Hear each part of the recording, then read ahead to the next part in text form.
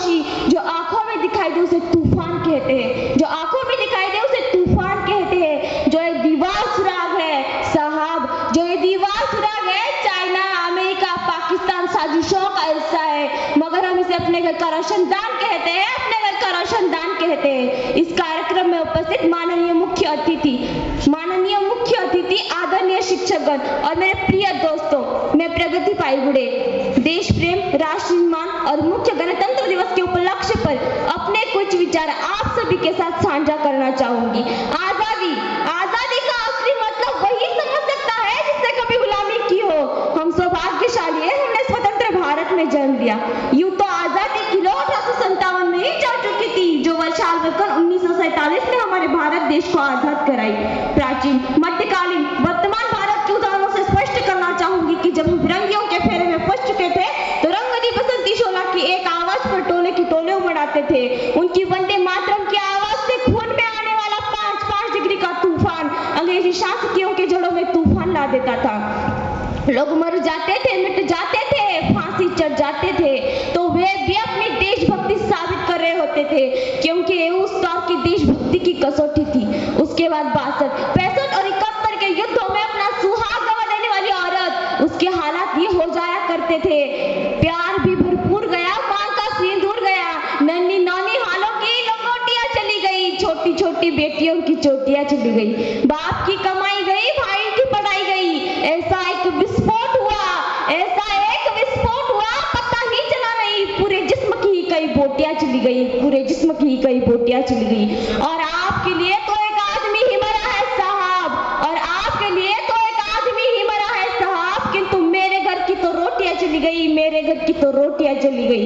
वाले हालात पैदा हो जाने के बावजूद भी एक माँ अपने बेटे को सरहद पर दुश्मनों की धज्जियां उड़ाने के लिए भेज देती थी और पत्र लिखकर ये भेजा करती थी, अम्मा ने खत लिखा है बड़ी ही चाव से, अम्मा ने खत लिखा है बड़ी ही चाव से, पुत्र मेरे ना घबरा जाना, एक इंच भी पीछे ना हटना, चाहे इंच कट जाना, चाहे इंच कट जाना।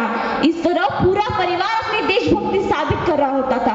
तब देश बलिदान मांगता था, तब देश लड़ जाने को कहता था, तब देश मर जाने को कहता था, तब देश मिट जाने को कहता था, फांसी पर चढ़ जाने को कहता था।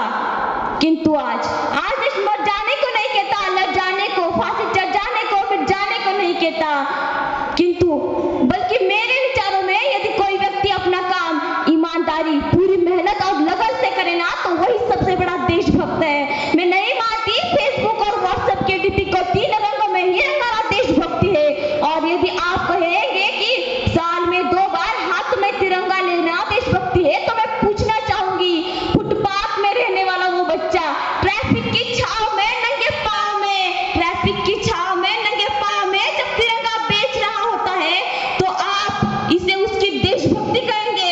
ये उसकी देशभक्ति नहीं, उसके पेट की भूख की शक्ति है जो उसे ऐसा करने पर मजबूर करती है। क्योंकि ना मस्जिद को जानते हैं, ना शिवालयों को जानते हैं, क्योंकि ना मस्जिद को जानते हैं, ना शिवालयों को जानते हैं। जो पेट के भूखे होते हैं ना साहब, जो पेट के भूखे होते हैं ना, वो सिर्फ भोजन के निवालों को जानते हैं, वो सिर्फ भोजन के निवालों को जानते हैं। अपने देश, अपने समाज, अपने परिवार के लिए समर्पण का भाव है सच्ची देशभक्ति। और हर एक देशद्रोही के जीवन में आने वाला तूफान है हमारी सच्ची देशभक्ति, ताकि हर एक देशद्रोही ये समझ सके कि अगर तू परिंदा है तो ये आसमान तेरा है, अगर तू परिंदा है तो ये आसमान तेरा है, अगर तू दरिंदा है तो शमशान तेरा है। भाई चारे से रहना है तो इस जमीन पर, वरना एक कब्र भी तेरी और एक कब्रिस्तान तेरा है, और एक कब्रिस्तान तेरा है। लेकिन एक देशद्रोही से ज्यादा एक देशभक्त तभी तबाह हो जाता है जब एक बेटा अपने बूढ़े माँ बाप को वृद्धाश्रम की चौखट पर छोड़ आता है। कराउती है वो देशभक्ति जब मुसीबत में फंसे लोगों की जान बचाने से ज्यादा हम सेल्फी लेकर अपने लाइफ बनाने में लगे रहते हैं। आज की इस दौर की युवा जिनके ऊपर जिम्मेदारी थी अपने देश, अपने समाज, अपनी राष्ट्र की आशाओं को बांध कर रखने की, वही युवा 4x4 इंच की छोटी सी स्क्रीन पर अपने कोमल अंगुलियों की घर्षण मात्र अपने भावों की इमोजी भेज रहा है। 4 बोतल वोडका काम मेरा रोज का, 4 बोतल वोडका काम मेरा रोज का, और भारत का भविष्य तबाह कर रहा है, भारत का भविष्य तबाह कर रहा है। और मैं बता दूं, हम ना किसी समाज में जीते हैं जहां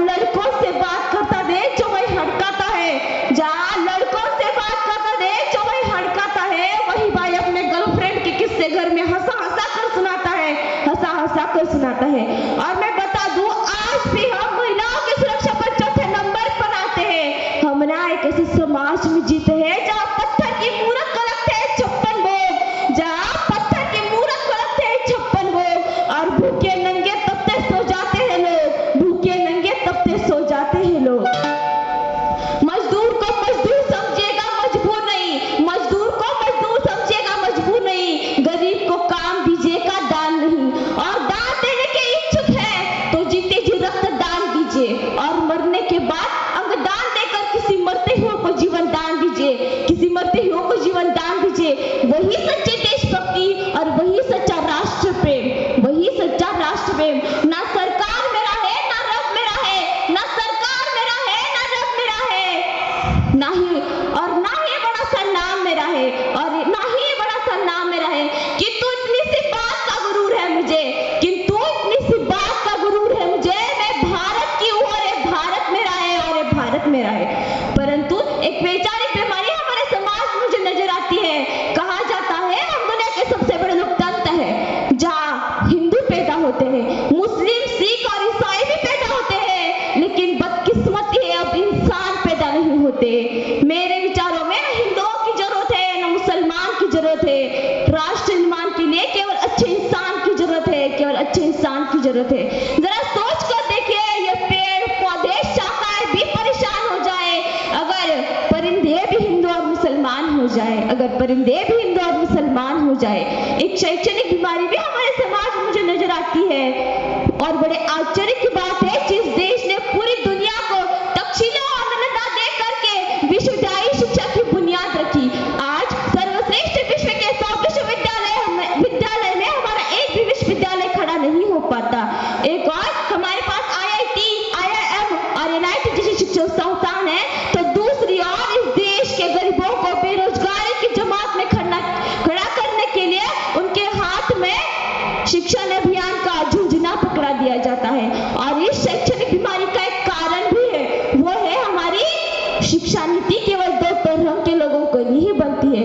पहले वो जो विद्वान है, और दूसरे वो जो धनवान है, जो धनवान है। ऐसे कई गजब की बीमारियां हैं हमारे समाज में, ऐसी कई गजब की बीमारियां हैं हमारे समाज में। और इस बीमारियों की जो जड़ है ना, वो हमारा अंधविश्वास है। और इस बीमारियों की जो जड़ है ना, वो हमारा अंधविश्वास, वो है हमारा अंधविश्वास।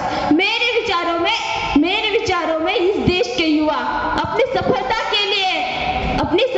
के लिए मंदिर में जाकर नारियल फोड़ कर जब तक भगवान को रिश्वत लगाता रहेगा, इस देश का अशिक्षित वर्ग ही बिल्ली के रास्ता काटने पर खड़ा हो जाना, अपने जाति अपने धर्म को ऊंचा मानकर दूसरे के धर्म की अवहेलना करता रहना, तब तक ना इस देश में अंधविश्वास कम होगा, ना ही हमारा राष्ट्र निर्माण होगा, और ना ही हमारा राष्ट्र निर्माण संभव होगा, और ना ही हमारा राष्ट्र निर्माण संभव होगा।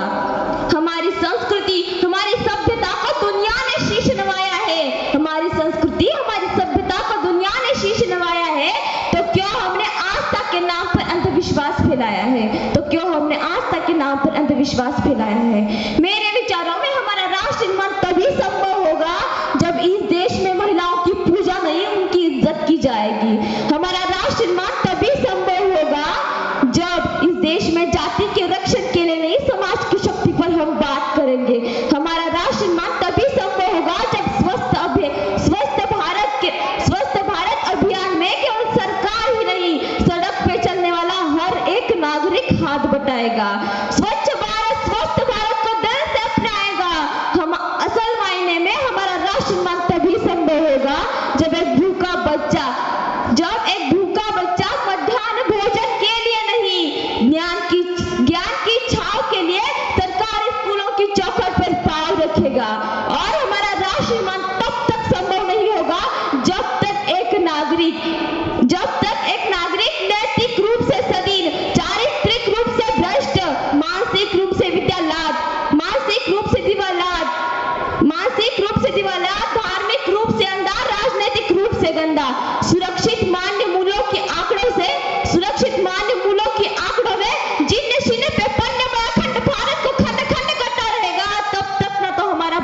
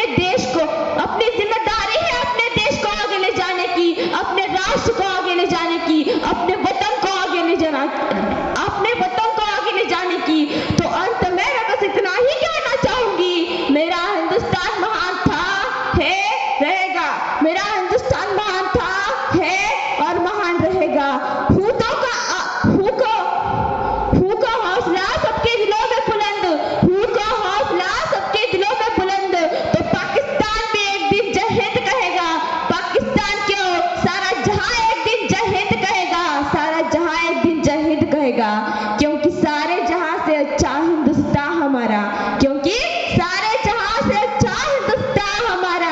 हम बुलबुले हैं इसकी ये गुलिस्तान हमारा, हम बुलबुले हैं इसकी ये गुलिस्तान हमारा। जय हिंद, वंदे मातरम।